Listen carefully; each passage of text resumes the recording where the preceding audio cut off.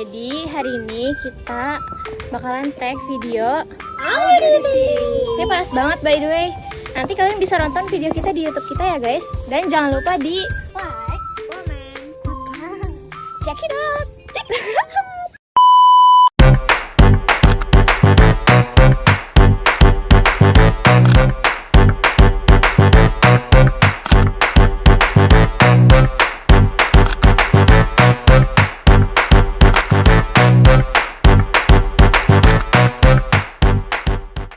Metodologi untuk merancang pengujian atas rincian saldo terdapat dalam yang pertama ada detail tie-in, keberadaan, kelengkapan, keakuratan, klasifikasi, pisah batas, nilai realisasi, dan hak.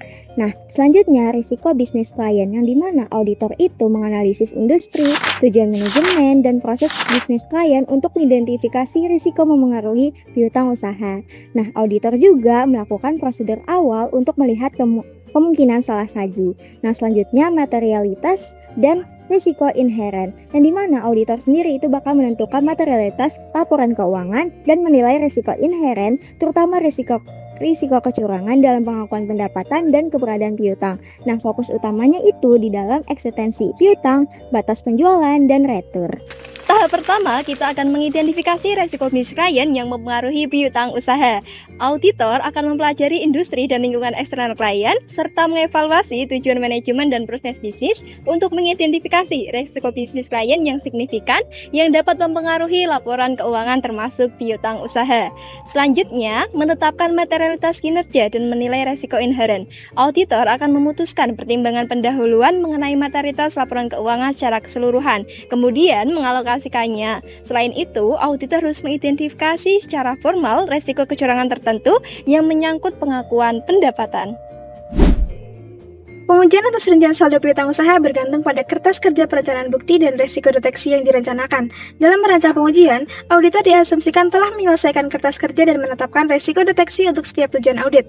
Nah, poin utama pengujian meliputi yang pertama, piutang usaha ditambahkan dengan benar dan sama dengan file induk serta buku besar umum melalui edge trial balance dan penelusuran ke faktur penjualan. Yang kedua, piutang usaha yang dicatat memang ada, dibuktikan dengan konfirmasi saldo pelanggan dan dokumen pengiriman atau penerimaan kas.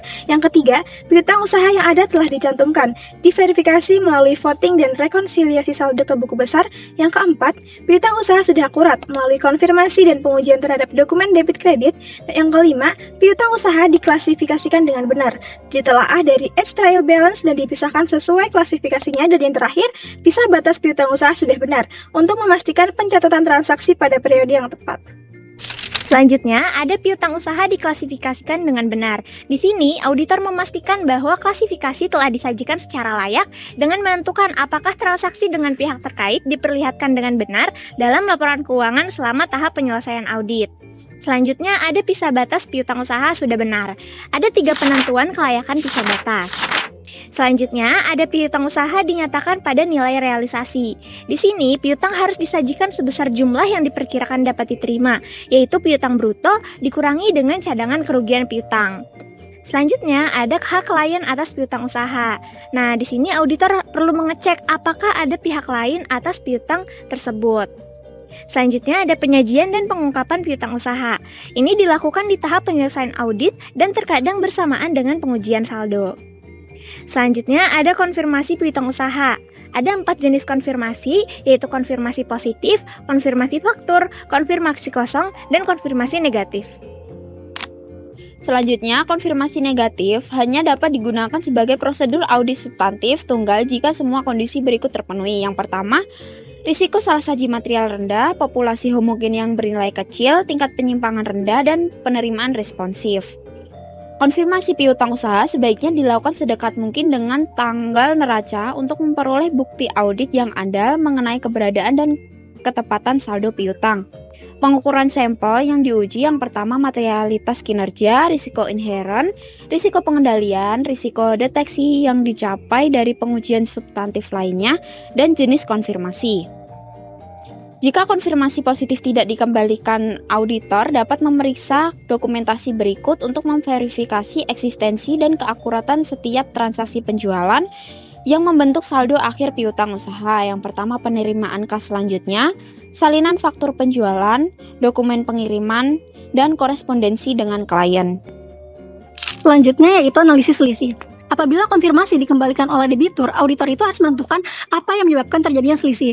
Nah, jenis-jenis penyebab selisih itu yang sering dijumpai ada 4. Yang pertama yaitu pembayaran telah dilakukan oleh debitur, lalu barang belum diterima debitur, barang telah dikembalikan atau retur, dan kesalahan pencatatan atau kerancuan jumlah.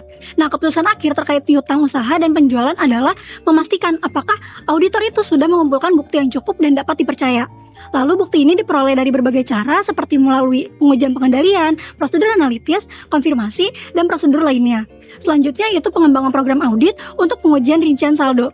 Nah, sumber dari setiap baris dalam kertas kerja itu ada 6. Yang pertama, kesalahan penyajian bisa ditoleransi, lalu risiko audit bisa diterima, risiko bawaan, risiko pengendalian, hasil pengujian substantif transaksi, dan terakhir yaitu prosedur analitis.